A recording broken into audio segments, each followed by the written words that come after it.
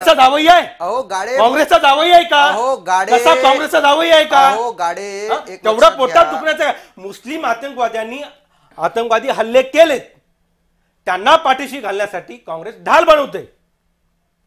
ठीक आहे, मला वाटतं विषय खूप जास्त स्ट्रेच होतोय. कपिल ढोके, मी तुमच्याकडे सुद्धा येतो आणि प्रकाश गाडे तुमचं सुद्धा. दोघांनाही माझी विनंती, आधी थोडंसं शांत व्हा, त्या मुद्द्याबद्दल आपण बोलू. निवडणुकीचे काही अपडेट्स आहेत तेवढे मी प्रेक्षकांपर्यंत आधी पोहोचवतो. 236 जागांवरचे कल आता हाती आलेले आहेत. एनडीए 145 जागांवर सध्या आघाडीवर दिसत आहे. 145 जागांवर एनडीएच्या उमेदवारांनी आघाडी घेतलेली आहे. बहुमताचा आकडा 122 आणि त्याहून अधिक जागा या सध्या तरी एनडीएला मिळताना दिसत आहेत. तर महागठबंधनचे उमेदवार 86 जागांवर सध्या आघाडीवर आहेत.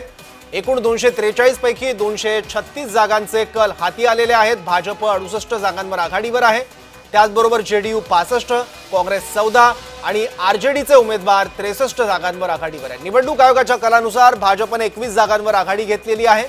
148 जागांवर एनडीएचे उमेदवार हे सध्या आघाडीवर आहेत, तर महागठबंधनचे 86. त्यामुळे सध्या तरी बहुमताचा आकडा एनडीएने ओलांडलेला आहे.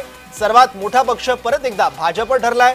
दुसऱ्या क्रमांकाला जेडीयू पक्ष गेलेला आहे. तिसऱ्या क्रमांकावर आरजेडी गेलेला आहे तेजस्वी यादव यांच्या नेतृत्वात. आणि चौथ्या क्रमांकावर काँग्रेस दिसत आहेत 14 जागांचं. आणि प्रशांत किशोर यांच्या जनसुराज पक्षाला 4 जागा सध्या तरी मिळताना दिसत आहेत.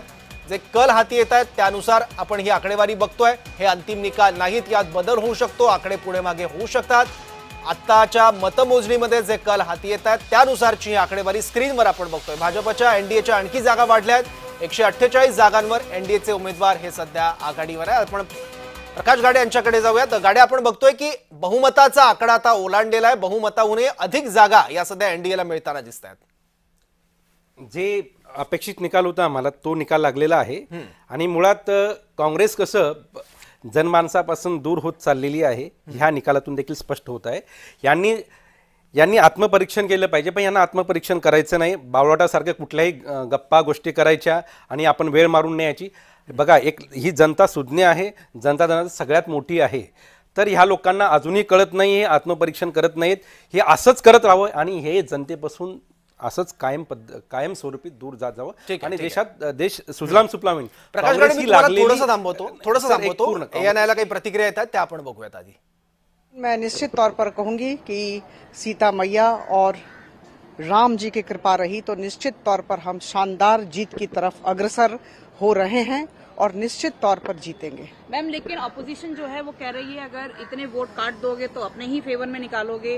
उनका एसआईआर को लेके सवाल हो रहा है कि आपने वोट काटे और अपने ही फेवर में बचे. देखिए, राहुल गांधी जी ने जो एसआईआर को लेकर तर्क दिए, तथ्य देने की कोशिश की, कुछ संख्याएं उन्होंने दी, मुझे लगता है बिहार की जनता ने उसे नकार दिया है.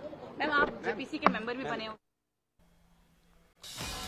तर वेगवेगळ्या प्रतिक्रिया सुद्धा यायला सुरुवात झालेली आहे. 238 जागांवरचे कल हाती आलेले आहेत. त्यानुसार एनडीएला 150 जागा सध्या मिळताना दिसत आहे. 150 पर्यंत एनडीए पोहोचलेला आहे.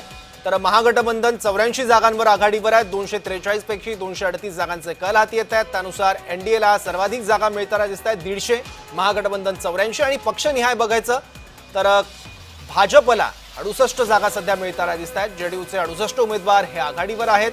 काँग्रेसचे 14 तर आरजेडीचे 63 उमेदवार हे सध्या आघाडीवर आहेत. परत एकदा काँग्रेसच्या जागा 5 ने कमी झालेल्या आहेत. कपिल ढोके, मुळात मी पुन्हा एकदा सांगतो की मी तुम्हाला आपल्या महाराष्ट्रातल्या विधानसभा निवडणुकींचं उदाहरण या अगोदर या ठिकाणी दिलं होतं की 12 वाजेपर्यंत याच स्टुडिओमध्ये आपण सगळे बसले होतो. त्या ठिकाणी काँग्रेस पूर्णपणे सत्तेवर येताना दिसत होती आणि दुपारी 1 नंतर ते सगळं चित्र उलटं व्हायला लागलं. तशाच पद्धतीचा करिश्मा या ठिकाणी सुद्धा होणार आहे. हे अंतिम निकाल नाहीत, हे प्राथमिक कल आहेत. आपण जर पाहिलं असेल तर पहिल्या दुसऱ्या फेरीतली मतमोजणी त्या ठिकाणी सुरू असेल आणि निश्चितच अंतिम निकाल येईपर्यंत त्या ठिकाणी महागठबंधनचं जे काही राहुल गांधी आणि तेजस्वी यादव यांच्या नेतृत्वात लढलेलं महागठबंधन आहे त्याच्या नेतृत्वाखालचं सरकार त्या ठिकाणी आलेलं आपल्याला दिसेल, हे मला या ठिकाणी प्रामुख्यानं सांगायचं आहे.